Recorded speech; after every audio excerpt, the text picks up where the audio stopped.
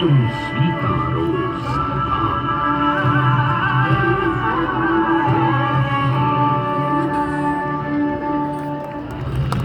1857 में अंग्रेजों को ललकारने वाले पहले स्वतंत्रता संग्राम के एक सक्रिय सिपाही थे झवेर भाई पटेल।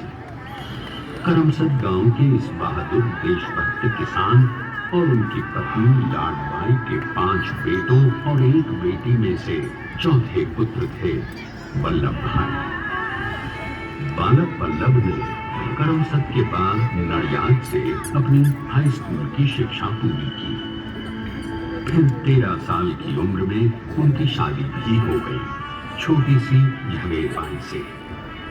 2 बच्चों बेटी मणिबेन और बेटे दाया भाई को जन्म देने के बाद झवेर बाई असमय ही चल बसी।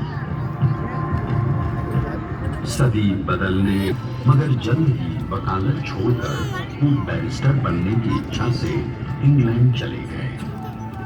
लंदन में बैरिस्ट्री में अव्वल आने और वजीफा जीतने वाले वो अनोखे भारतीय थे।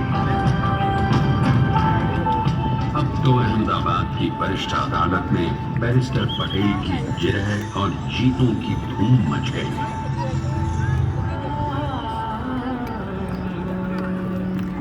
तभी एक युग पुरुष ने वल्लभ भाई के जीवन की धारा ही बदल दी।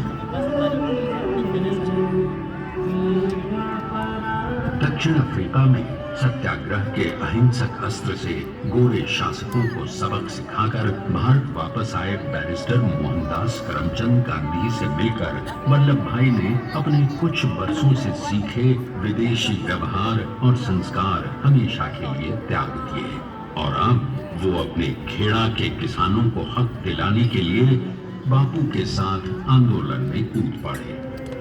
अब उनके पैरों में जूते नहीं गांव की धूल थी।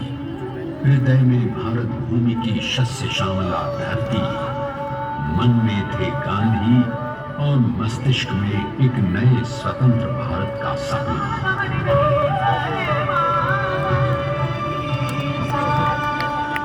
तभी बारडोली के मजबूर मजलूम किसानों की यातना का समाचार उनके पास पहुंचा।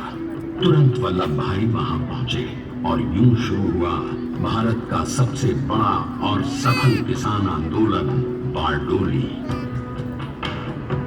वल्लभ भाई ने बारडोली के 87,000 किसानों को ऐसा अटल अडिग अचल मनोबल दिया कि अंग्रेजी सरकार हिल गई और 1 बरस के बाद उनका लगान माफ कर दिया गया। अब तो पूरे देश में लोग वल्लभ भाई के नाम की कस्में खाने लगे।